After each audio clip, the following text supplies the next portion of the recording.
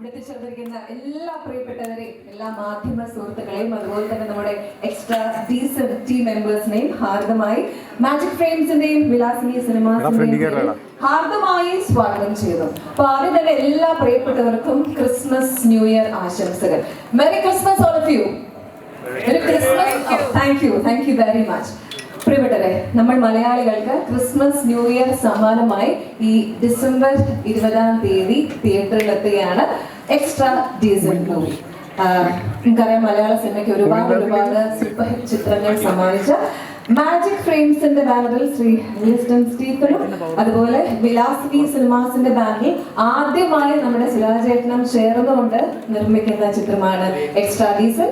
അതുപോലെ തന്നെ ശ്രീ അമീർ പള്ളിക്കലാണ് ചിത്രം സംവിധാനം ചെയ്യുന്നത്. ശ്രീ സുരാജ് വെഞ്ഞാറമൂട്, ഗ്രേസ് ആന്റണി, അതുപോലെ ശ്രീ സുധീർ കർമ്മന, നമ്മുടെ പ്രിയ താരം വിനയ പ്രസാദ് തുടങ്ങിയവരാണ് ചിത്രങ്ങളിലെ പ്രധാന കഥാപാത്രങ്ങളെ അവതരിപ്പിക്കുന്നത്. പ്രിയപ്പെട്ടവരെ, ആദ്യം തന്നെ നമുക്ക് ചിത്രത്തിന്റെ സംവിധായകനെ വേദിയിലേക്ക് സ്വാഗതം ചെയ്യാം. നമുക്കറിയാം, ഈ ഒരു സിനിമ എന്ന് പറയുന്നത് എക്സ്ട്രാ ഡീസന്റ് ആയിട്ടുള്ള ബിനു എന്ന ചെറുപ്പക്കാരന്റെ കുടുംബത്തിന്റെയും കഥ പറയുന്ന ഒരു ഫാമിലി ഓറിയന്റഡ് ഡാർക്ക് ഹ്യൂമർ എന്നൊക്കെ വിശേഷിപ്പിക്കാവുന്ന ചിത്രമാണ്. അപ്പോൾ ആയിഷ എന്ന ചിത്രത്തിന് ശേഷം, മഞ്ജു വാര്യർ നായികയായ ആയിഷ എന്ന ചിത്രത്തിന് ശേഷം രണ്ടാമത്തെ സിനിമയാണ് ശ്രീ അമീർ പള്ളിക്കൽ സംവിധാനം ചെയ്യുന്നത് എക്സ്ട്രാ ഡീസൽ. നല്ലൊരു കൈ എടുത്തുകൊണ്ട് ശ്രീ അമീർ പള്ളിക്കലിന്റെ വേദിയിലേക്ക് സ്വാഗതം ചെയ്യും. എല്ലാവർക്കും നമസ്കാരം. ആദ്യം തന്നെ ഇവിടെ എത്തിയ മീഡിയ സുഹൃത്തുക്കൾക്ക് എല്ലാവർക്കും ആദ്യമായ നന്ദിയും സ്വാഗതവും ഒരുമിച്ച് അറിയിക്കുകയാണ്. ഇനി ഈ വരുന്ന 20 റിലീസാവുകയാണ്. അപ്പോൾ അതിൻ്റെ പ്രസ് മീറ്റിലാണ് നമ്മളുള്ളത്. കൂടുതൽ കാര്യങ്ങൾ നിൽക്കുന്ന എല്ലാവരും ഒരുമിച്ച് ഇരിക്കുന്ന സമയത്ത് പറയാനാണ്. നമ്മൾ പറഞ്ഞ ട്രെയിലറിലും മറ്റൊക്കെ കണ്ടതിന് മുമ്പൊക്കെ ഇൻ്റർവ്യൂകളിലൊക്കെ പറഞ്ഞതുപോലെ സുരാജേട്ടൻ്റെ ഒരു ഔട്ട് ആൻഡ് ഔട്ട് ബിനു അഴിഞ്ഞാട്ടമാണ് ED എന്നുള്ളതാണ് ഏറ്റവും ചുരുക്കി പറയാനുള്ളത്. അതുപോലെ 10 സിനിമകളിലൊക്കെ അഭിനയിച്ച സുരാജേട്ടൻ ആദ്യമായിട്ട് നിർമ്മിക്കാൻ പോകുന്ന സിനിമയാണ്. അപ്പൊ തീർച്ചയായും സുരാജൻ ആദ്യമായിട്ടൊരു സിനിമ നിർമ്മിക്കുമ്പോൾ ഈ ഒരു ചിത്രം തിരഞ്ഞെടുത്താൽ തീർച്ചയായും ഒരു പ്രത്യേകത ഉണ്ടാവും. അപ്പൊ എന്താണ് ആ ഒരു പ്രത്യേകത? അത് ഇതിന്റെ ഉത്തരം പറയേണ്ട സുരാജേട്ടനാണ്. എല്ലാവരും പറയുന്നത് ഞാൻ പ്രതീക്ഷിക്കുന്നു. ആ സുരാജേട്ടൻ ഇങ്ങനെ 100-250 അല്ലെങ്കിൽ 300 സിനിമ ചെയ്ത ഒരാൾ ഈ സിനിമ തിരഞ്ഞെടുക്കുന്നു. അദ്ദേഹത്തിന്റെ ആദ്യത്തെ പ്രൊഡക്ഷൻ എന്നുള്ളത് തന്നെയാണ് ഈ സിനിമയുടെ പ്രത്യേകത. നല്ലൊരു കൈ കൊടുക്കുക അല്ലേ സംവിധായകൻ. Good morning. വളരെയധികം സന്തോഷം. ഞാൻ ഇങ്ങനെ ഒരു കൊച്ചു സിനിമ ഞങ്ങൾ പ്രേക്ഷകരുടെ അടുത്ത് നല്ല രീതിയിൽ എത്തിക്കാനായിട്ടുള്ള എല്ലാവിധ ഡ്രാമകളും കളിക്കുക എന്നുള്ളത് സുരാജേട്ടൻ്റെ ഒരു ഐഡിയ ആണ്. അപ്പോൾ അതുകൊണ്ട് ഏതൊക്കെ വേഷത്തിൽ വന്നു കഴിഞ്ഞാലും ഈ പടത്തെ ആളുകളുടെ ഇടയിലേക്ക് നോട്ട് ചെയ്യിക്കുക. ഇങ്ങനെ ക്രിസ്മസിന് ഒരുപാട് സിനിമകൾ ഇറങ്ങുന്നുണ്ട്, പല ഭാഷകളിലുള്ള സിനിമകൾ വരുന്നുണ്ട്. അപ്പം അതിനൊപ്പം വരുന്ന ഒരു സിനിമയാണ് ED എന്നുള്ള സിനിമ. അപ്പം ED എന്ന് പറയുന്ന കൊച്ചു സിനിമ ഒരിക്കലും നിരാശപ്പെടുത്തുന്നില്ല എന്നുള്ള പൂർണ്ണ ബോധ്യമുള്ളതുകൊണ്ടൊക്കെയാണ് ഞങ്ങൾ ഇങ്ങനത്തെയുള്ള കൊച്ചു ഡ്രാമയ്ക്കൊക്കെ മുതിർന്നത്. എനിക്ക് വളരെയധികം സന്തോഷം.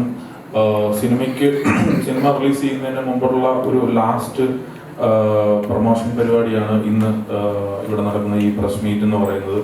സോ വളരെയധികം സന്തോഷം. ഞങ്ങൾ ഈ കഴിഞ്ഞ ദിവസങ്ങളിലെല്ലാം ഈ സിനിമയുടെ അണിയറ പ്രവർത്തകരെ എല്ലാവരും കൂടെ ഇതിൻ്റെ വിവിധതരം ഇൻ്റർവ്യൂകളും പ്രൊമോഷൻ പരിപാടികളിലെല്ലാം പോയി അവിടെ ഇവിടെയൊക്കെ ആയിട്ട് പങ്കെടുത്തിട്ടുണ്ടായിരുന്നു. തിരുവനന്തപുരം മുതൽ കാസർഗോഡ് വരെ പറ്റുന്ന ആർട്ടിസ്റ്റുകളെല്ലാം പോയി പങ്കെടുക്കുകയും ഞങ്ങൾ ഇങ്ങനെ ഒരു സിനിമ വരുന്നുണ്ടെന്നുള്ള ഒരു കാര്യം എല്ലാവരെയും മാക്സിമം എല്ലാവരിലേക്ക് എത്തിക്കാനായിട്ട് പറ്റിയിട്ടുണ്ട് എന്നുള്ളതാണ് ഒരു പ്രൊഡക്ഷൻ ഹൗസായ മാജിക് ഫ്രെയിംസിൻ്റെയും വിലാസിനി സിനിമാസിൻ്റെയും ഒരു തോന്നൽ. അത് ഞങ്ങൾ നല്ല രീതിയിൽ നിർവഹിച്ചിട്ടുണ്ട്. നമ്മുടെ ഹിറ്റായി മാറിയ ഒരു വലിയ ക്യാൻവാസിലുള്ള സിനിമയാണ്. അപ്പോൾ ഈ ഒരു കൊച്ചു സിനിമ ഒരു വലിയ സിനിമയായി മാറുമെന്നുള്ള ഒരു പൂർണ്ണമായ ബോധ്യം ഞങ്ങൾക്ക് ഉള്ളിലുണ്ട്. ഇനി എല്ലാവരും സംസാരിക്കാനായിട്ടുണ്ട്. ഈ രാവിലെ ഇവിടെ വന്ന എല്ലാ മാധ്യമ പ്രവർത്തകർക്കും നന്ദി പറയുന്നു. സ്വാഗതം. നന്ദി. രാവിലെ തന്നെ എത്തിയതിൽ പറഞ്ഞ പോലെ നേരത്തെ ആമറിനോട് ചോദിച്ചത് എന്തുകൊണ്ടാണ് ഇങ്ങനെ വിലാസിനി സിനിമാസ് കൂടെ ചേർന്ന് നിർമ്മിക്കാനായിട്ട് ഒരു കാരണം. അത് ശരിക്കും ആമർ വന്ന് ഈ കഥ എന്നോട് ഫസ്റ്റ് അതിൻ്റെ ചെറിയൊരു രൂപം പറഞ്ഞപ്പോൾ തന്നെ അതിൻ്റെ കഥയും കഥാപാത്രവും എനിക്ക് ഭയങ്കരമായിട്ട് ഇഷ്ടമായി. ഇത് പറയേണ്ടതാണെന്ന് തോന്നി. അപ്പോൾ തന്നെ ചോദിച്ചു പ്രൊഡ്യൂസർ കൂടെ ഉണ്ടോ? അപ്പോൾ ഇല്ലയെന്ന് പറഞ്ഞു.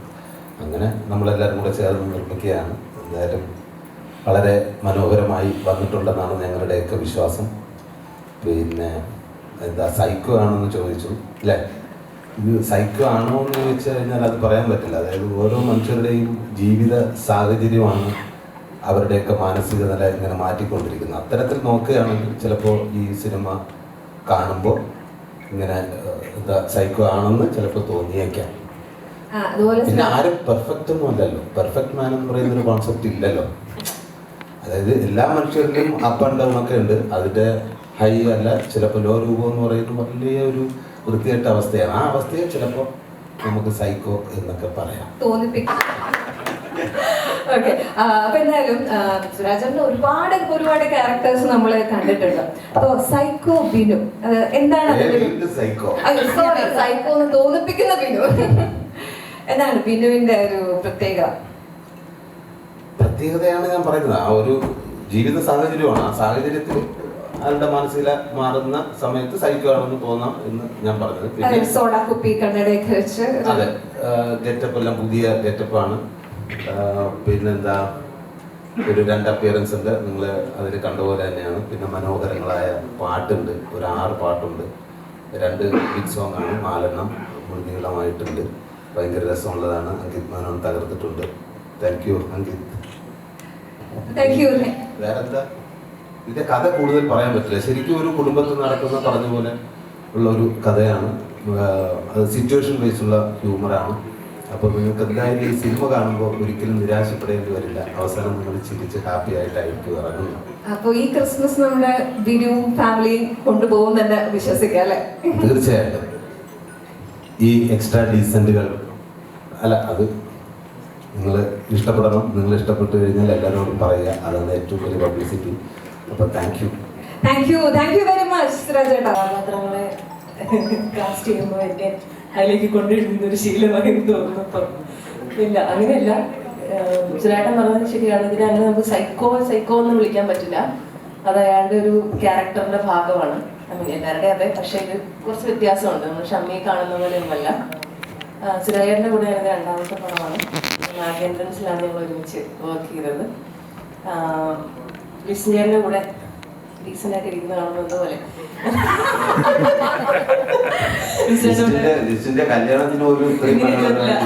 അതെ, നമ്മളിങ്ങനെ വന്ന് ഈ ഇത്രയും ഇങ്ങനെ ഇരിക്കുന്ന ഈ വൃത്തികേട് കാണുമ്പോൾ നമ്മുടെ വൃത്തികേടൊന്നും ഒന്നും ഇത് ലിസ്റ്റിന്റെ ഐഡിയ ആയിപ്പോയി. ഒന്നും പറയാൻ പറ്റില്ല. പ്രൊഡ്യൂസർ ഞാൻ വാങ്ങിയായിരുന്നു, ചോദിച്ചു മേടിച്ചിരുന്നു. അതെ, അമീർക്കാണ് എന്നെ പടത്തിലേക്ക് വിളിക്കുന്നത്. ഞാൻ അമീർക്കയുടെ കൂടെ ഹലാൽ ലവ് സ്റ്റോറി വർക്ക് ചെയ്തിട്ടുണ്ട്. അതിൽ ഡയറക്ഷൻ ടീമിലുണ്ടായിരുന്നു അമീർക്ക.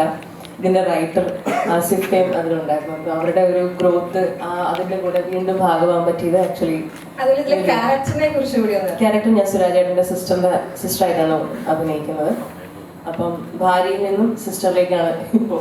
ഐ മീൻ നാഗേന്ദ്രനിൽ വൈഫായിരുന്നല്ലോ, ഇപ്പൊ സിസ്റ്ററായിട്ടാണ് ഇതിൽ ക്യാരക്ടർ പ്ലേ ചെയ്യുന്നത്. കൂടുതൽ റിവീൽ ചെയ്യാൻ പറ്റത്തില്ല.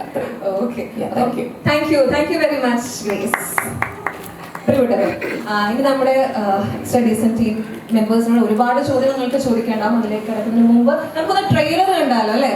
ശരിക്കും പറഞ്ഞാൽ മലയാളത്തിൽ വരുന്നൊരു മേജർ റിലീസ് കൂടെയാണ്. പറഞ്ഞാൽ അമരനാണ് വന്നത്. അപ്പോൾ പ്രേമർ കഴിഞ്ഞ് ഇനി എന്ത് ചെയ്യണം എന്നുള്ളൊരു കൺഫ്യൂഷൻ ഉണ്ടാവും. ഇപ്പോഴും നമ്മളൊരു ഹിറ്റ് സിനിമയുടെ ഭാഗമായി കഴിഞ്ഞിട്ട് ആ ക്യാരക്ടർ ഭയങ്കരമായിട്ട് അപ്രീഷിയേറ്റ് ചെയ്ത് നമുക്ക് തുടക്കം കിട്ടുമ്പോൾ അടുത്തത് നീ എന്താണ് ചെയ്യാൻ പോകുന്നത് എന്നുള്ളൊരു ചോദ്യം ഭയങ്കരമായിട്ട് വരും. നമുക്കും ഭയങ്കര പ്രഷർ വരാറുണ്ട്. അപ്പം അങ്ങനെ ഈ കഥകളൊക്കെ കേട്ടിരിക്കുന്ന സമയത്താണ് ആമീർ ബ്രോ വന്നിട്ട് ഈ കഥ പറയുന്നത്. കഥ കേട്ടപ്പോൾ തന്നെ ഭയങ്കര ഇൻട്രസ്റ്റിംഗ് ആയിട്ട് ഹുക്കിംഗ് ആയിട്ട് തോന്നിയൊരു കഥയായിരുന്നു. എന്തായാലും ഇത് ചെയ്യണം എന്ന് തീരുമാനിച്ച് അങ്ങനെ വേറെ ചില പടങ്ങളായിട്ട് ക്ലാഷൊക്കെ വന്നെങ്കിൽ ഞാൻ ഫൈനലി ഇത് തന്നെ ചാടി പിടിച്ചു. എനിക്കിത് ചെയ്യണം എന്നുള്ളൊരു പ്രത്യേകിച്ച് സുരാജേട്ടൻ്റെ ഒരു പ്രൊഡക്ഷനായിരുന്നു.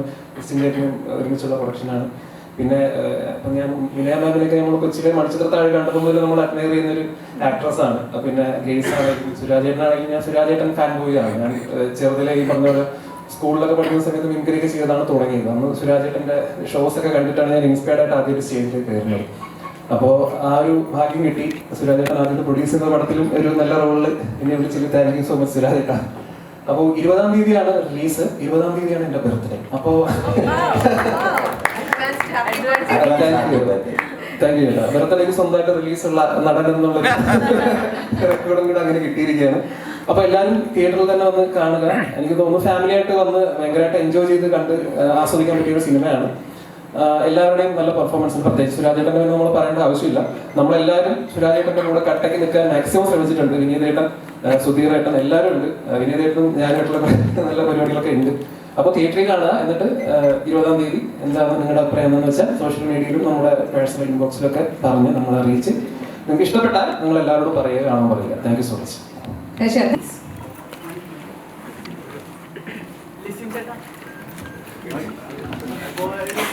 ഇന്റർവ്യൂല് പറഞ്ഞിട്ടായിരുന്നു കാന്താര പോലെ ഒരു പാനിങ് കിട്ടാനുള്ള ചാൻസ് ഈടിക്കുണ്ട്. അത് എപ്പോൾ മുതലേ തോന്നി തുടങ്ങി?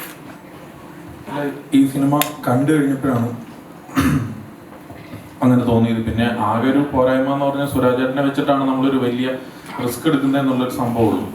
അത് ഒഴിച്ചു കഴിഞ്ഞു കഴിഞ്ഞാൽ ഈ സിനിമ ഒരു ഭാഗ്യമായിട്ട് കണക്കാക്കാം. ബാക്കിയെല്ലാം കയ്യിൽ നിന്ന് പൈസ പോയിട്ടുണ്ടോ?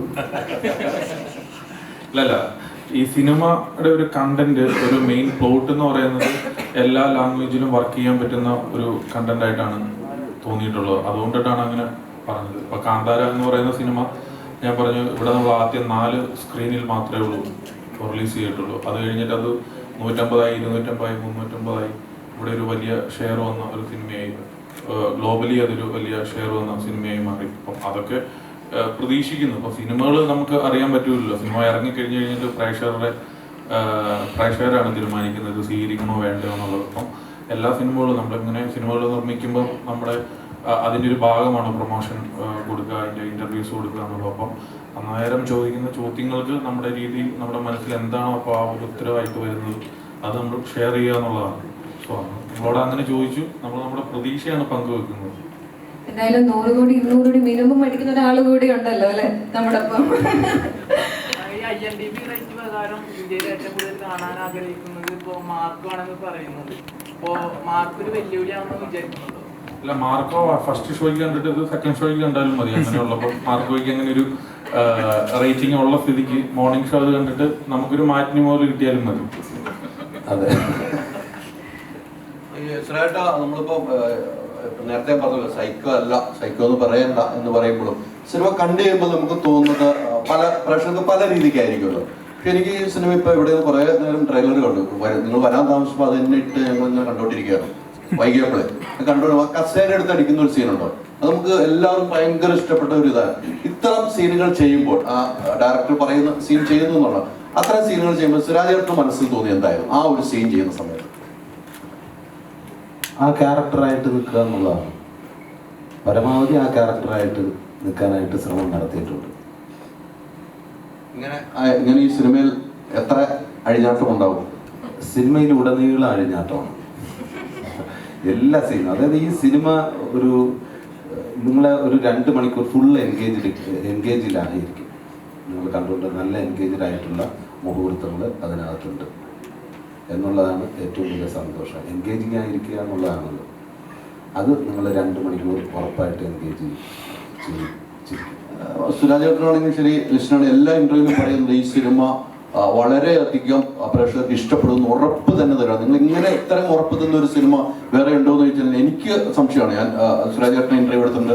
അത്രയും ഉറപ്പ് അങ്ങനെയല്ലേ ഇപ്പൊ ഹൈദരലിയുടെ ഇന്റർവ്യൂ, ഹൈദരലിയുടെ പെരുമാറ്റങ്ങൾ, ചോദ്യമൊക്കെ കാണുമ്പോൾ പ്രേക്ഷകർക്ക് അല്ലെങ്കിൽ ഇത് കാണുന്നവർക്ക് തോന്നി ഇവർക്ക് ഒരു ഇടി കൊടുക്കാതെ രക്ഷയില്ലാന്ന് തോന്നുന്നു.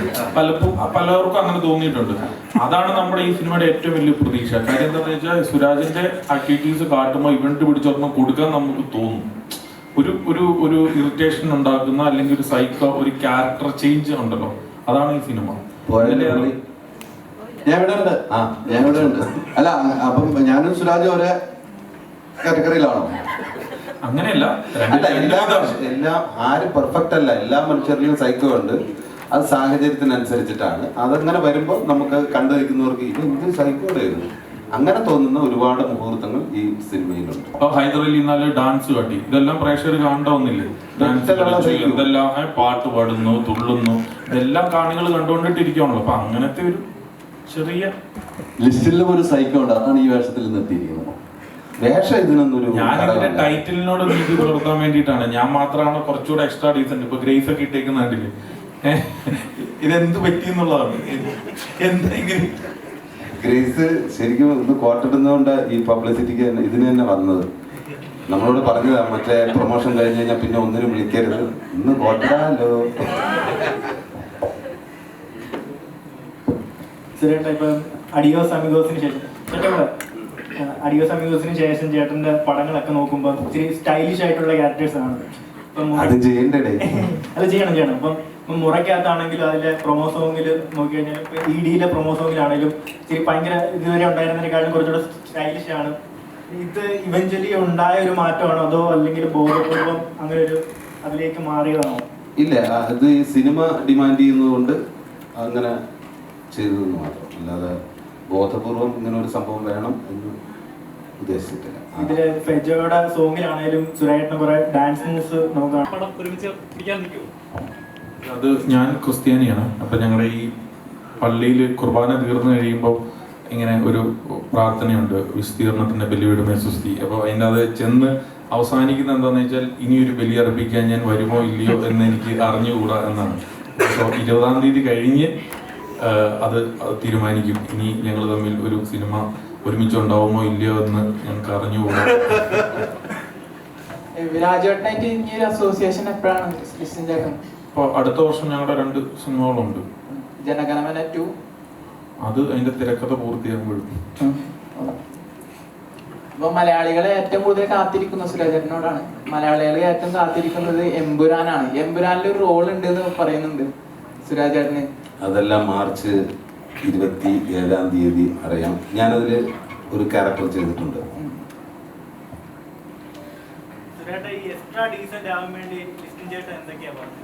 ഇന്ന് കോട്ടിട്ട് നോക്കാം, അതിലും പരിഗണിച്ചിട്ട് അടുത്ത പരിപാടി ഇറക്കാം. ഞാൻ പറഞ്ഞു ഇതാണ് ഇതിന്റെ പബ്ലിസിറ്റിയുടെ ലാസ്റ്റ് പരിപാടി. അപ്പോൾ പറഞ്ഞു ഓക്കെ, ഉള്ളത് മതി, എല്ലാവരും പെട്ടെന്ന് തന്നെ. അതൊക്കെ നല്ല ഐഡിയ ആയിട്ട് തോന്നി. നല്ല സാരിയൊക്കെ കൊടുത്ത് ഗംഭീരാക്കി വന്ന ലിസ്റ്റിൻ ചെന്ന് ഒരു പ്രൊഡ്യൂസർ ചെന്നിട്ട് ഇല്ലേച്ചി ഇതല്ലെന്ന് പറഞ്ഞിട്ട് തട്ടിക്കൂട്ടി ഇവിടെ ഇരുന്ന കോട്ട് ഇപ്പോഴും അവരിങ്ങനെ ചൊറിയുന്നുണ്ട്. വെറുതെ ഇത് എടുത്തോണ്ട് തന്നിട്ട് എന്റെ പറഞ്ഞ അറബിക്കഥയുടെ കോട്ടാണെന്ന്.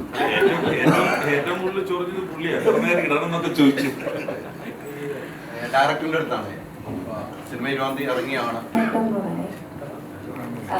ഓൾറെഡി ഇപ്പൊ ഹിറ്റാണല്ലോ സോങ്. ഇനി ഇതിനകത്ത് വേറൊരു പാട്ടുണ്ടോ ഹിറ്റാവാൻ? പക്ഷേ we have made few songs. 5-6 പാട്ടുകളുണ്ട്. സിനിമയുടെ സ്റ്റോറി ടെല്ലിങ്ങിനെ സപ്പോർട്ട് ചെയ്ത് പോകുന്ന പാട്ടുകളാണ്. പക്ഷെ ഞാൻ ഉണ്ടാക്കി കഴിഞ്ഞിട്ട് ഇവർ കേട്ടപ്പോൾ ദേ ഫെൽറ്റ് ഈ സോങ്സ് പുറത്ത് വന്ന ആൾക്കാർക്ക് ഇഷ്ടപ്പെടുന്ന ഒരു പ്രതീക്ഷ ഉണ്ട്. പക്ഷേ in my point of view ആ സിനിമയിൽ എന്ന് പോകുമ്പോൾ I think you have to enjoy the whole process of viewing the film. അതിനുവേണ്ടി ചെയ്ത പാട്ടുകളാണ്. അതിൻ്റെ അല്ലാതെ അത് വർക്കൗട്ടായാൽ അത്ര സന്തോഷം. ഓക്കെ, ഇതിനകത്ത് മോസ്റ്റ്ലി ഒരു റാപ്പ് സോങ്സ് അങ്ങനത്തെ ടൈപ്പ് ഓഫ് സോങ്സ് ആണോ ഇനി വരാനുള്ള? എല്ലാം ജോണേഴ്സ് ഉണ്ട്. റാപ്പിന് promotional track was a mixture of Vijayalakshmi ചേച്ചി പാടിയതും തിരുമാരിയുടെ ഒരു കോമ്പിനേഷൻ ആയിരുന്നു. 2 വോയിസസ് അതിൽ ഇഷ്ടപ്പെട്ട വോയിസസ് ആണ്. അപ്പോൾ അവർ യൂസ് ചെയ്യാൻ പറ്റിയ ട്രാക്കിൽ അതിൻ്റെ ഒരു I was excited for it. പിന്നെ സിനിമയുടെ സ്റ്റോറി ടെല്ലിംഗ് ആ ഗ്രാഫ് മാറുന്നതനുസരിച്ച് the music of the film is also change. ഇപ്പോഴത്തെ ഒരു ട്രെൻഡ് നോക്കുമ്പോൾ ഇങ്ങനത്തെ ഒരു ജോണർ സ്റ്റഡീസിൽ സുരാജേട്ടന് ഒരു അവാർഡ് മേടിച്ചു കൊടുക്കാൻ പരിപാടിയാണോ? സുരാജേട്ടൻ അവാർഡ് വാങ്ങി കൊടുക്കേണ്ടതില്ല എന്നാണ് എനിക്ക് തോന്നുന്നത്. കാരണം ആയിഷയുടെ ഫിലിം ക്രിറ്റിക്സ് അവാർഡായിരുന്നു 2ഉം, മോണായിക്കും അതുപോലെ തന്നെ ഡെബ്യൂ ഡയറക്ടർക്കും ഉള്ളത്. സുരാജേട്ടൻ ഈ വർഷം ഈ സിനിമ അല്ലാതെ പേഴ്സണലി എനിക്ക് തോന്നുന്നു അതല്ലാതെയും ഗംഭീര പെർഫോമൻസുകൾ നടത്തിയ സിനിമകൾ ഇതിന് മുമ്പോട്ട് അതിൻ്റെ ആ പെർഫോമൻസിനെക്കാളും സുരാജേട്ടൻ ഇതുവരെ ചെയ്തിട്ടുള്ള ക്യാരക്ടറിനെക്കാളും ഒക്കെ അതിനോടൊപ്പമോ അതിന് മുകളിലോ നിൽക്കാൻ പറ്റുന്ന ഒരു ക്യാരക്ടറാണ് ബിനു. ആ അർത്ഥത്തിൽ നമ്മൾ പറയുന്നത് ശരിയല്ല, കാരണം അവാർഡ് നമ്മുടെ കയ്യിലുള്ള കാര്യങ്ങളുമല്ല. പക്ഷേ സുരാജേട്ടനെ അവഗണിക്കാൻ പറ്റില്ല. ബിനു കൂടി വരുന്നതോട് കൂടിയിട്ട് സുരാജേട്ടൻ്റെ പരിപാടി ഒന്നുകൂടി ഹൈലാവും എന്നാണ് എനിക്ക് തോന്നുന്നത്.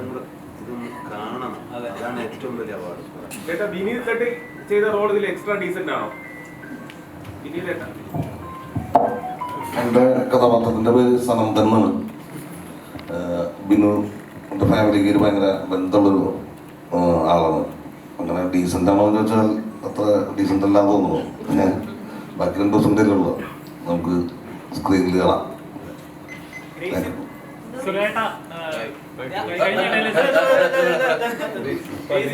സുരാജന്റെ 2ാമത്തെ ഫിലിമാണ്.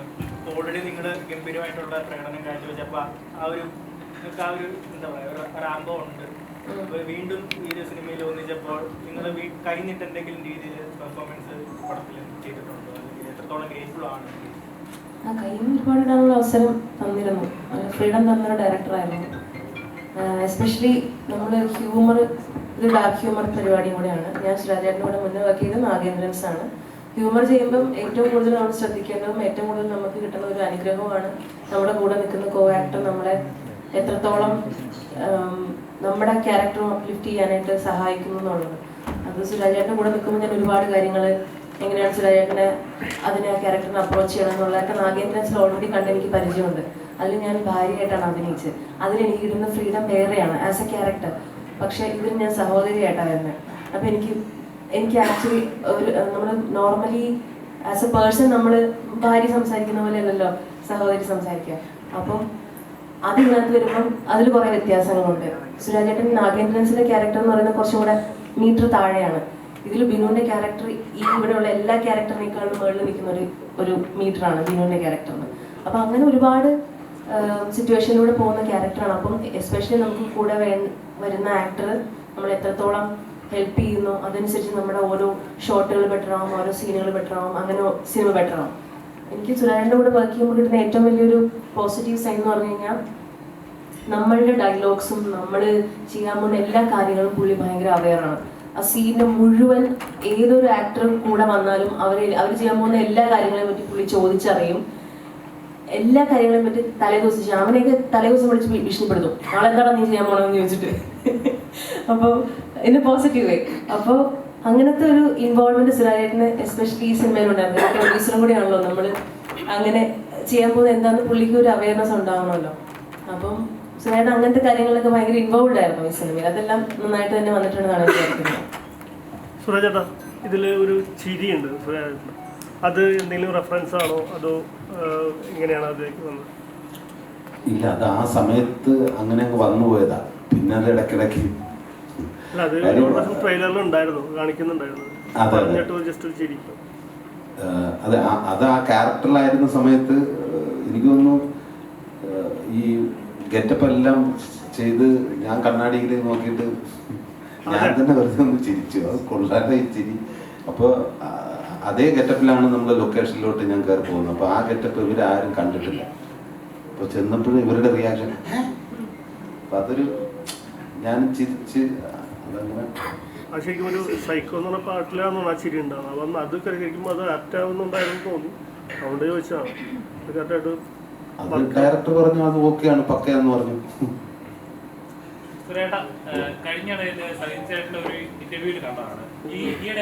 ഞാൻ കണ്ടില്ല. അഭിമുഖത്തിൽ ഉണ്ടായിരുന്നു. അതായത് ഈയിടെ ഇറങ്ങുന്ന ചിത്രങ്ങൾ മുഴുവൻ ശുദ്ധഹാസ്യയില്ല, അത് ചിരിച്ചിറങ്ങാൻ പറ്റുന്ന നല്ല പടങ്ങളില്ല, ശരിക്കും അത് മിസ് ചെയ്യുന്നുണ്ട് എന്ന്. താങ്കൾ ഇപ്പോൾ നല്ലൊരു ഹാസ്യ നടനാണ്, ഒരുപാട് ചിത്രങ്ങൾ മലയാളികൾക്ക് അങ്ങനെ സമ്മാനിച്ച ഒരു വലിയ നടനാണ്.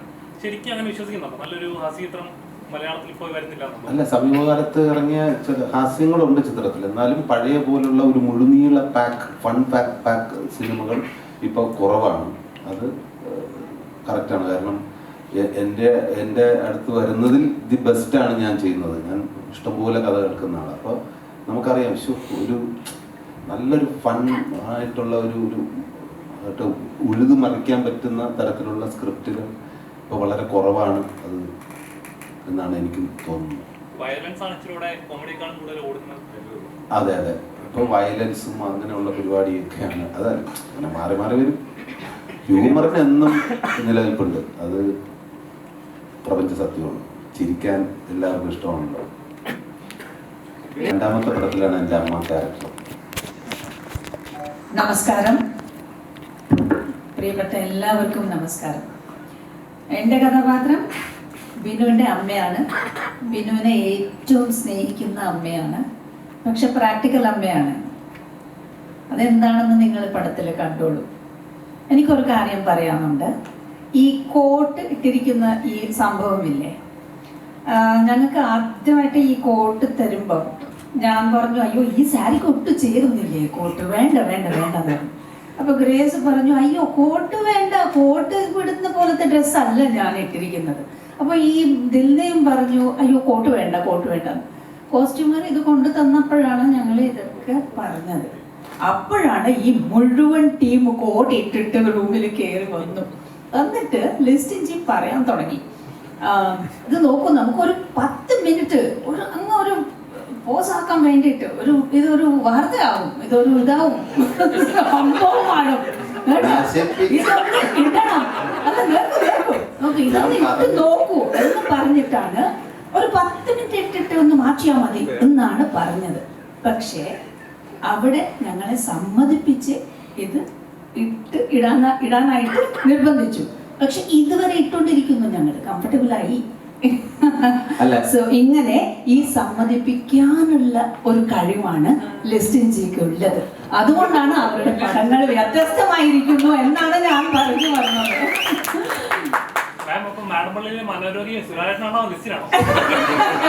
അയ്യോ, മനോരോഗി അല്ലേ, ചികിത്സിക്കാൻ വന്ന എല്ലാവരും സൈക്യാട്രിസ്റ്റ് ആണ്, എല്ലാവരും എന്താ വൈദ്യന്മാരാണ്.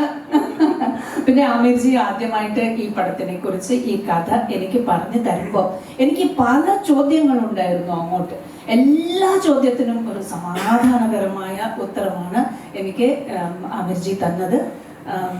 എന്നിട്ടാണ് ഞാൻ ഈ ക്യാരക്ടർ ചെയ്ത് നോക്കാം എന്നാണ് ഞാൻ ഇതിന് സമ്മതിപ്പിച്ചത് പോലും.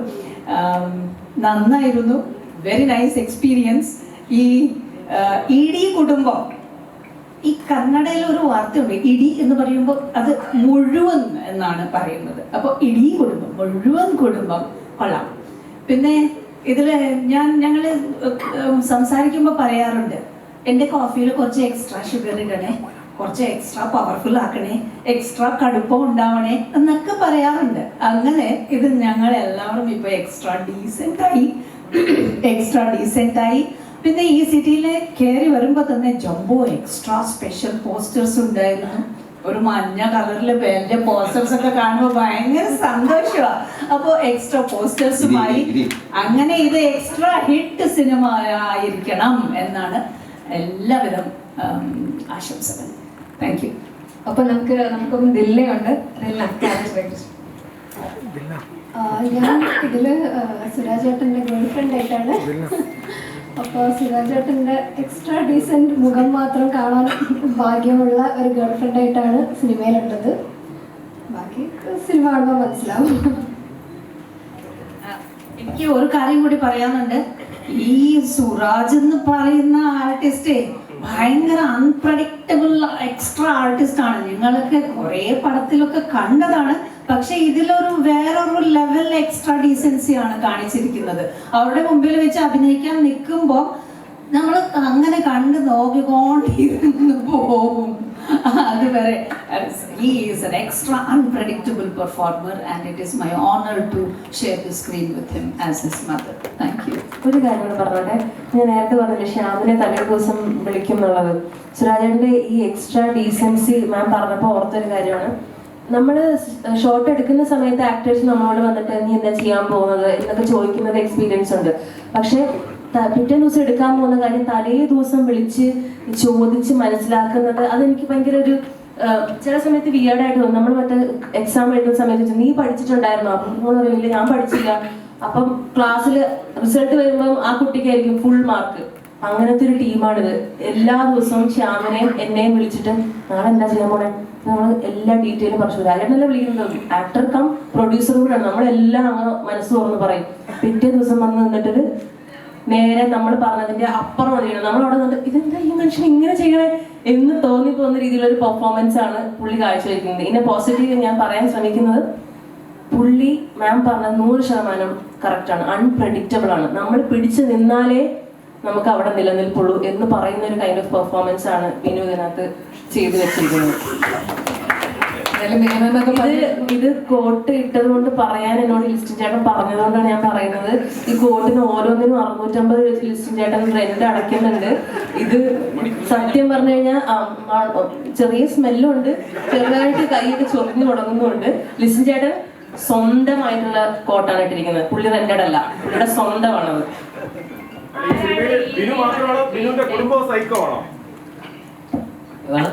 ബിനു മാത്രമാണോ ബിനുവിന്റെ കുടുംബത്തിൽ എല്ലാരും സൈക്കോ ആണോ? പരിചയമുള്ളൊരു ശബ്ദം.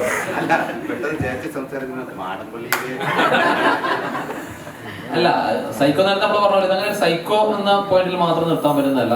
ഒരു ഫാമിലിയും അങ്ങനെ എല്ലാവരും സുരാജേട്ടന്റെ ക്യാരക്ടർ ഫ്ലേവറിന് അകത്ത് നിൽക്കുന്ന ആൾക്കാരാണ്. അതുകൊണ്ടാണ് പോസ്റ്ററിലൊക്കെ മഞ്ഞ.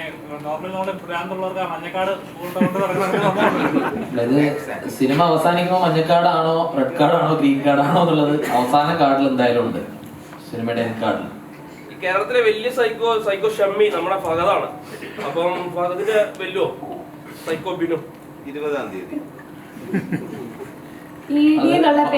നല്ലത്. പക്ഷെ അത് തിയേറ്ററിൽ തന്നെ എക്സ്പീരിയൻസ് ചെയ്ത് പ്രേക്ഷകരാണ് അത് തീരുമാനിക്കേണ്ടത്. ഏതെങ്കിലും സാമ്യം ഉണ്ടോ രണ്ടാളും തമ്മിലുള്ള ഏതെങ്കിലും? ഇല്ല, രണ്ടും രണ്ട് ഡിഫറെന്റ് തരത്തിലുള്ള ക്യാരക്ടറിന്റെ ഒരു ആർക്ക് എന്ന് പറയുന്നത് ഷമ്മിയുടേത് എൻ്റെ ഡിഫറെന്റ് ആണ്. നമ്മുടെ ഈ ഒരു സാമ്യമുണ്ട്, ഒരേ ഒരു സാമ്യം. ഇഡിയുമായി ബന്ധപ്പെട്ട കർണാടകയിൽ ഒരു സംഭവം പറഞ്ഞില്ലേ? അല്ല, ഇഡി എന്നുള്ള പേരുടെ കാരണം കർണാടകയിൽ ഇഡിയുമായി ബന്ധപ്പെട്ട ഒരു അർത്ഥം വെച്ചെടുത്തല്ലോ. അത് ഒന്നും കൂടെ ഒന്ന് പാതിലേക്ക് വീണ്ടും പഠിക്കും. ഇതുവരെ നിർമ്മാതാക്കളുടെ സംഘടനയുടെ ഒരു തലപ്പത്ത് ഇരിക്കുന്ന ആളെന്ന നിലയാണ് ഇപ്പോൾ ഈ ചോദ്യം ഉന്നയിക്കുന്നത്. മറുപടി പറയുമെങ്കിൽ മാത്രം പറഞ്ഞാൽ മതി, അനുവാദത്തോട് ചോദിക്കുന്നു. കഴിഞ്ഞ ദിവസം സാന്ദ്ര പറഞ്ഞ പ്രധാനപ്പെട്ട ഒരു പോയിന്റ്, സാന്ദ്രയുടെ ഒരു സിനിമ അവിടെ ചർച്ചയ്ക്ക് വന്നപ്പോൾ ആന്റോ ജോസഫ് തട്ടിയെടുത്തു. അതേ പാത തന്നെയാണ് ലിസ്റ്റും ഇപ്പോൾ തുടരുന്നത്. ഇതെല്ലാം കണ്ടാണ് ലിസ്റ്റും വന്നത്. അതേ പാതയിലേക്ക് ലിസ്റ്റും മാറുന്നു തോന്നുന്നുവെന്ന് സാന്ദ്ര തോമസ് ജനകീയ കോടതിയിൽ ഒരു പരാമർശം ഉന്നയിച്ചിട്ടുണ്ട്. അതെങ്ങനെയാണ്, എന്താണ് അതിന്റെ സത്യാവസ്ഥ, എന്താണ് ഇങ്ങനെ സാന്ദ്ര പറയുന്നത്?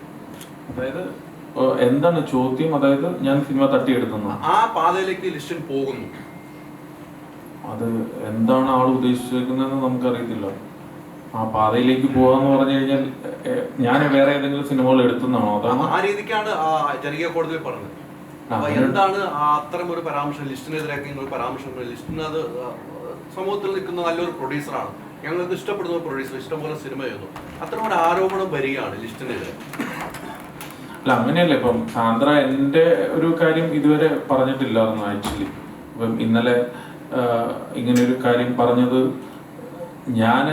എനിക്കിപ്പോൾ ഒരു നുണ പറയാനായിട്ട് ഇപ്പം ഇതിന് പറ്റത്തില്ല. നമുക്കിപ്പോൾ അവിടെ ഒരു അസോസിയേഷനിലുണ്ടായ ഒരു വിഷയത്തെ ഒരു എല്ലാവർക്കും എതിരെ സാന്ദ്ര ഈവൻ കേസ് കൊടുത്തപ്പോഴും അതിൻ്റെ അകത്ത് അന്ന് എക്സിക്യൂട്ടീവിൽ ഉണ്ടായിരുന്ന എല്ലാവരും പോയി ഇപ്പം ഈവൻ ജാമ്യം എടുക്കും, SIT പോയി അതിന് ആൻസറൊക്കെ ചെയ്യേണ്ടതായിട്ട് ഇപ്പോൾ വന്നു. അപ്പോൾ അതുകൊണ്ടിട്ട് എല്ലാവരും അതിനെ അഗനിസ്റ്റ് ആയിട്ടാണ് പറഞ്ഞത്. ഇപ്പോൾ സാന്ദ്രേനെ അതിൻ്റെ അകത്ത് ആരും സപ്പോർട്ട് ചെയ്തിട്ടില്ല. ഇതൊരു സംഘടനയാണ്, നമുക്ക് ഒരു വ്യക്തിക്ക് ചെയ്യാൻ പറ്റുന്ന ഒരു കാര്യമല്ലല്ലോ. അപ്പം എൻ്റെ ഇഷ്ട താല്പര്യങ്ങൾക്കനുസരിച്ച് അവിടെ ഒരു നിയമം പാസ്സാക്കാനോ അങ്ങനെ ഈവൻ പറ്റത്തില്ല. കാരണം ഇപ്പം ഞാൻ ഡിസ്ട്രിബ്യൂട്ടർ അസോസിയേഷൻ്റെ സംഘടനയുടെ പ്രസിഡന്റാണ്, പ്രൊഡ്യൂസർ അസോസിയേഷൻ്റെ ട്രഷററാണ്. അപ്പം എനിക്കിപ്പം എൻ്റെ ഒരു പടം അവിടെ ഒരു ബൈലോ ഉണ്ട് ഓരോ കാര്യങ്ങൾക്കും. അപ്പം താമസിച്ചാണ് നമ്മളൊരു സിനിമയുടെ ഡീറ്റെയിൽസ് കൊടുക്കുന്നതെങ്കിൽ 25,000 രൂപ വരെ ഫൈൻ ചിലപ്പോൾ ഇവൻ അടപ്പിക്കും. അപ്പം നമ്മളതൊരു സിസ്റ്റമാറ്റിക് ആയിട്ട് പോകാനായിട്ടാണ്. അപ്പോൾ ഞാൻ എത്രയോ സിനിമകളിൽ നമ്മൾ ലേറ്റ് ആയിട്ടായിരിക്കും അതിൻ്റെ കാര്യങ്ങൾ കൊടുക്കുന്നത്.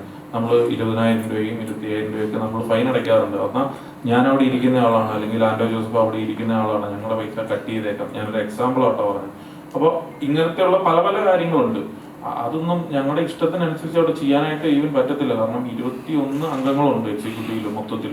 അതിൻ്റെ അകത്തൊരു പ്രസിഡന്റ് ഉണ്ട്, സെക്രട്ടറി ഉണ്ട്, ട്രഷറർ ഉണ്ട്, 2 വൈസ് പ്രസിഡന്റുമാരുണ്ട്, 2 ജോയിന്റ് സെക്രട്ടറീസ് ഉണ്ട്. അപ്പോൾ അങ്ങനെ അടങ്ങുന്ന പിന്നെ എക്സിക്യൂട്ടീവ്സിൽ ഇഷ്ടംപോലെ പേരുണ്ട്. അപ്പം ഇങ്ങനെ അടങ്ങുന്ന ഒരു ടീമാണ് ഒരു ഈ 2 വർഷത്തെ ഒക്കെയാണ് ഈ ടീം വന്നിരിക്കുന്നത്. അപ്പോൾ അതുകൊണ്ടിട്ട് ഒരിക്കലും ഈ സാന്ദ്ര ആരോപിക്കുന്ന ഇപ്പം ഇങ്ങനെ കണ്ടിന്യൂസ് ആയിട്ട് ഇപ്പം ഈ ഉണ്ണികൃഷ്ണൻ സിനിമകൾ കിട്ടുന്നു, ഇങ്ങനെ പല പല കാര്യങ്ങൾ ഇപ്പം ഇവൻ പറയുന്നുണ്ട്. ഇതിൽ എത്രത്തോളം ശരിയിലാണ് ഒരാൾ പറയുന്നത്, ഒരാൾ ഇങ്ങനെയെല്ലാം പറഞ്ഞേക്കാം, ആരും ഇതിന് മറുപടി കൊടുക്കുന്നില്ലല്ലോ. ഒരു ബാധിക്കുന്ന ഒരു കാര്യമായിട്ട് തോന്നിക്കഴിഞ്ഞു കഴിഞ്ഞാൽ അതിന് തീർച്ചയായിട്ടും റിപ്ലൈ ഇപ്പം ഇവനുണ്ടാവും. അടുത്ത 2 ചോദ്യങ്ങൾ നമുക്ക് എക്സ്ട്രാ ഡീസന്റ് പ്രസ് മീറ്റേഴ്സ് ആശുക.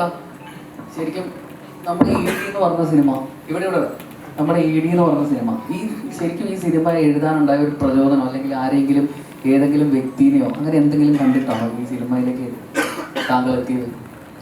ഇതങ്ങനെ ഒന്നും എത്തുന്ന പരിപാടിയല്ലല്ലോ. പിന്നെ ഒരു സമയത്തും ഓരോ തരം സിനിമകളാണ് ഇപ്പോൾ ഓടിക്കൊണ്ടിരിക്കുന്നത്.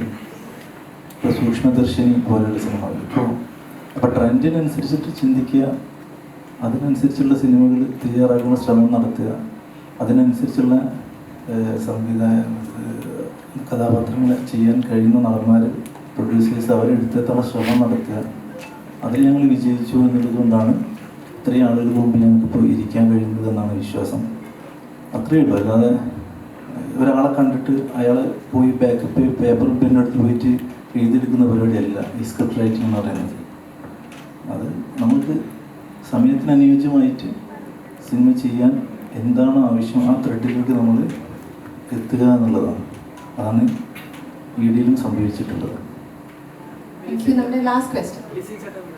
പലപ്പോഴും ഈ വലിയ എക്സിക്യൂട്ട് ചെയ്യുന്നത് ഇപ്പൊ അങ്ങനെ ചെയ്യുന്നില്ല, എന്താണ് ഇതിന് കാരണം?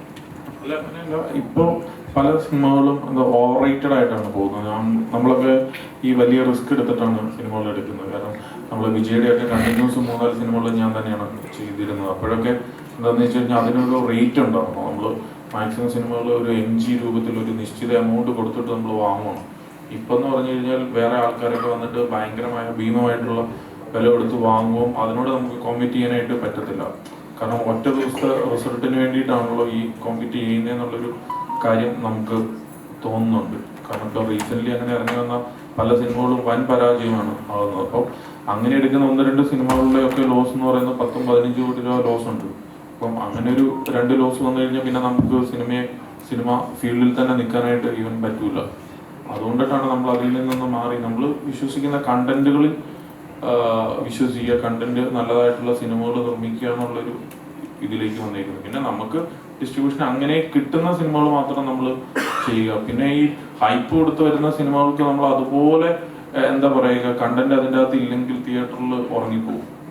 വെളുപ്പിന് 4 മണിക്കൊക്കെ വെക്കുന്ന ഷോകളിൽ ഭയങ്കരമായിട്ടുള്ള ഉറക്കങ്ങൾ സംഭവിക്കുന്നു. അപ്പോൾ അത് വെച്ചിട്ടുള്ള റിസൾട്ടാണ് പിന്നീട് വന്നുകൊണ്ടിട്ടിരിക്കുന്നത്. സോ ഇപ്പം നമ്മളിപ്പോൾ ഈ സിനിമയെ പറ്റി നമ്മളിപ്പോൾ ഇത്രയും ഭയങ്കരമായിട്ടൊക്കെ ഇവൻ പറയുന്നത് ഞങ്ങൾക്കൊക്കെ പറ്റുന്ന രീതിയിൽ മാക്സിമം പറയുന്നത്, ഈ സിനിമ ഇഷ്ടപ്പെട്ടില്ലെങ്കിൽ ഇതിൽ എന്താണ് ഓൺലൈനിൽ നടക്കാൻ പോകുന്നത് എന്നുള്ളത് നമുക്കൊരു പൂർണ്ണമായ ബോധ്യമുള്ളവരാണ്. കാരണം നമ്മൾ ഈ ഫീൽഡിൽ തന്നെയാണല്ലോ നിൽക്കുന്നത്. സോ സിനിമയ്ക്ക് എന്തെങ്കിലും ഉണ്ട്, ഇതിൻ്റെ അകത്ത് എന്തെങ്കിലും ഒരു കരുത്തുറ്റ സംഭവങ്ങൾ ഉണ്ടെന്ന് തോന്നുന്നതിനെയാണ് നമ്മൾ കുറച്ചും കൂടെ ഒരു എക്സ്പോസ് ചെയ്ത് നമ്മൾ പറയാറ്. അപ്പം അല്ലാത്തൊരു കാര്യത്തെപ്പറ്റി പറയുകയാണെങ്കിൽ തീർച്ചയായിട്ടും അത് റിവേഴ്സ് ഗിയറിൽ തിരിച്ചു വരും എന്നുള്ള പൂർണ്ണ ബോധ്യമുണ്ട്. സിനിമ ഇനി ഇറങ്ങാനായിട്ടൊരു 3 ദിവസം കൂടെ മാത്രമേ ഉള്ളൂ. ഈ സിനിമ 100% ഞങ്ങൾക്ക് ഉറപ്പുണ്ട് ഇതൊരു മികച്ച നല്ല സിനിമയായിരിക്കും. സക്സസ് എന്ന് പറയുന്ന ഒരു സംഭവം ഏത് രീതിയിൽ എത്രത്തോളം പോയി അതിനെ ടച്ച് ചെയ്യും എന്നുള്ളത് അറിയില്ല. ഇപ്പം 50 കോടിയാണോ 25 കോടിയാണോ 100 കോടി, പക്ഷെ ഇതൊരു വൺ ഓഫ് ദ ബെസ്റ്റ് സിനിമയായിരിക്കും. ഞാൻ നിർമ്മിച്ച അല്ലെങ്കിൽ മാജിക് ഫ്രെയിംസിന്റെ ബാനറിലുള്ള ആയിക്കോട്ടെ, വിലാസിനി സിനിമാസിന്റെ ബാനറിലായിക്കോട്ടെ, ഞങ്ങൾക്കൊരു അഭിമാനിക്കാവുന്ന സിനിമ. ഇറ്റ്സ് എ ഗുഡ് ഫിലിം എന്ന് എല്ലാവരും പറയുന്ന തരത്തിലുള്ള ഒരു സിനിമയായിരിക്കും എന്നാണ് ഞാൻ വീണ്ടും ആവർത്തിച്ച് പറയാണ്. ഇത് സുരാജ് വെഞ്ഞാറമൂട് എന്ന് പറയുന്ന അഭിനേതാവിന്റെ കരിയറിലെ വൺ ഓഫ് ദ ബെസ്റ്റ് സിനിമയായിരിക്കും എന്നുള്ളത് ഞാൻ എംബോസിഷൻ എഴുതിയ സ്കൂൾ ടൈമിൽ മാത്രമേ ഉള്ളൂ. പക്ഷെ വീണ്ടും അത് റിപ്പീറ്റ് ചെയ്ത് പറയുകയാണ്, ഇതൊരു വൺ ഓഫ് ദ ബെസ്റ്റ് സിനിമയായിരിക്കും എന്നുള്ള കാര്യത്തിൽ യാതൊരു സംശയവുമില്ല. തീർച്ചയായും നമുക്ക് ഒരുപാട് പ്രതീക്ഷ നൽകുന്ന നല്ലൊരു പ്രോമിസ് കൂടിയാണ്. ഇവിടെ ലാസ്റ്റ് ക്വസ്റ്റ്യൻ അവിടെ ശ്യാമിനോട് ഒരു ക്വസ്റ്റ്യൻ ചോദിക്കാൻ എന്ന് പറയുന്നത്,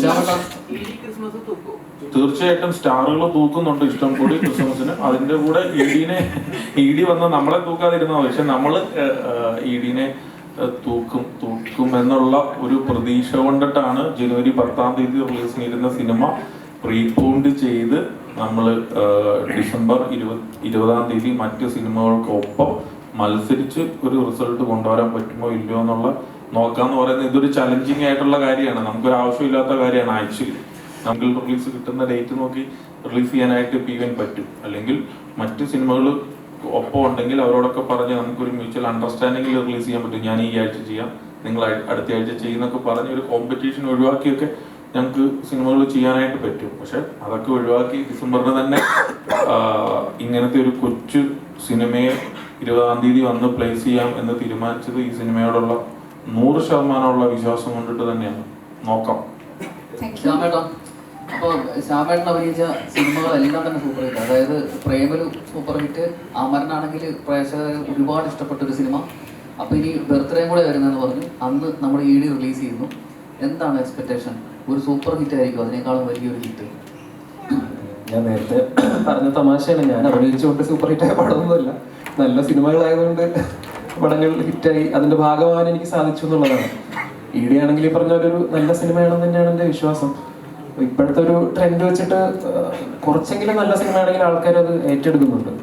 ചിലപ്പോൾ ചെറിയ സിനിമയായിരിക്കാം, വലിയ സിനിമയായിരിക്കാം, അധികം വലിയ പ്രൊമോഷനൊന്നും ഇല്ലാണ്ട് വന്ന ചില ചെറിയ സിനിമകൾ പോലും അടുത്ത കാലത്ത് ആൾക്കാർ ഭയങ്കരമായിട്ട് പറഞ്ഞ് ഭയങ്കര ഹിറ്റായിട്ടുണ്ട്. അപ്പോൾ എനിക്കൊന്ന് ഇഡിയുടെ ഒരു പ്രത്യേകത എന്ന് പറയുന്നത് എൻ്റെ കഥയും പെർഫോമൻസും തന്നെയാണ്. അപ്പോൾ എല്ലാവർക്കും എൻ്റെ ശബ്ദം മാറി, എനിക്ക് നല്ല ജലദോഷവും പനിയും. അപ്പോൾ അതുകൊണ്ട് തന്നെയാണ് എനിക്ക് ഈ സിനിമയുടെ ഒരു ഭാഗമാവാൻ സാധിച്ചു എന്നുള്ളത് തന്നെയാണ് ഏറ്റവും വലിയ സന്തോഷം. അപ്പം ഈ വർഷം തന്നെ പ്രേമലു, അമരൻ, അതിൻ്റെ ഒപ്പം ഇഡി പോലൊരു സിനിമയുടെ ഭാഗമാവാൻ സാധിച്ചു എന്നുള്ളൊരു സന്തോഷമുണ്ട്. ആ പടം ഈ പറഞ്ഞ പോലെ 50 കോടി 100 കോടിയായിട്ട് പോകുന്നു ആഗ്രഹിക്കുന്നു. നമ്മളെല്ലാവരും ആഗ്രഹിക്കുന്നു നമ്മുടെ പടം വലിയൊരു സക്സസ് ആവണം. അത്ര തന്നെയാണ് നമ്മുടെ ആഗ്രഹം. Thank you very much all of you. ഇതായിട്ട് നമുക്ക് 3 ദിവസം കൂടി കാത്തിരിക്കാം. നേരത്തെ പറഞ്ഞതുപോലെ extra decent movie Christmas new year ഒക്കെ തൂക്കുമെന്ന ആശംസയോടുകൂടി തിയേറ്ററുകളിൽ എത്തുകയാണ്.